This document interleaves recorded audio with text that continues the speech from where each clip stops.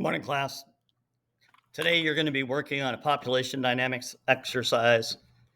What you want to do is click on the link. It's in your Google Classroom already. You're going to go here and on your population dynamics worksheet,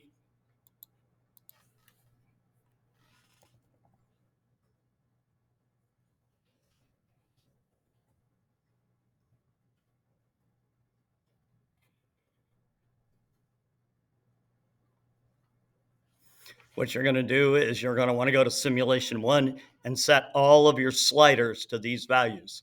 How do you do that? Well, you take everything over here. Let me get this out of the way. And take everything down to the base values. Now, the units are all explained on here. You run this simulation, take everything to 0, and then you're going to record some data. So you take it to 0. You press run simulation, and it's going to generate this graph for you. Now, here are the values for generation 1, 10, 39, and 36.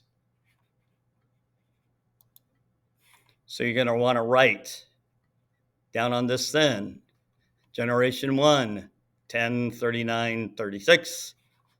And the next thing you're going to write is this one, predator and plants and prey. Make sure you do them in the right order. Predators are 7 and plants are 54 and prey is 17. So it'll go down to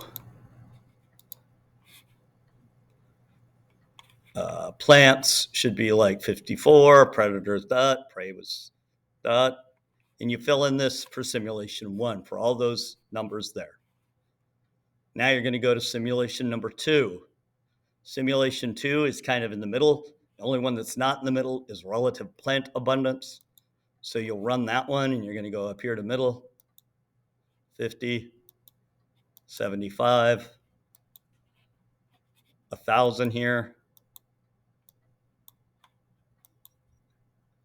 50, 3, 3, 4, and 4. Then you run the simulation, boom, there it is.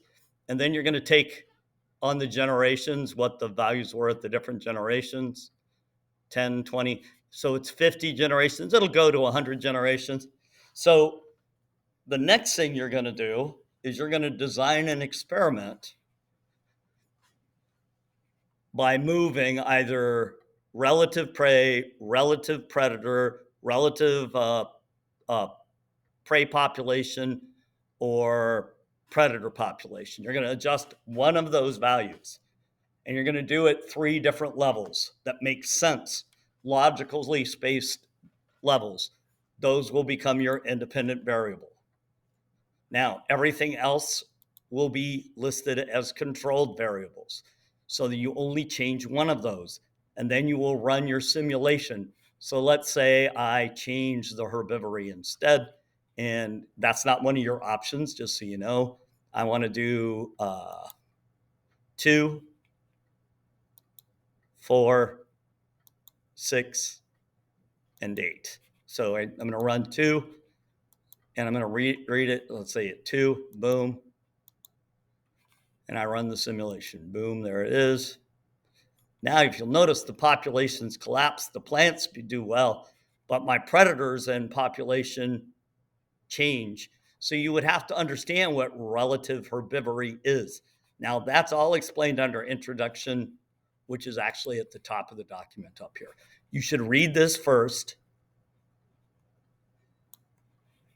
Go to the simulation 1, record the values here. Go to simulation 2, record the values here. Design your experiment manipulating either reproduction or population, and do your 3 increments and record the data here and here and here. Now, everything else should be left as a control. It's up to you, okay? At the end of this, play with the other three variables to get a better understanding. So you're going to play with one of these, pick one as your independent variable, and then do the same kind of thing. But those three, you don't have to record, just do them.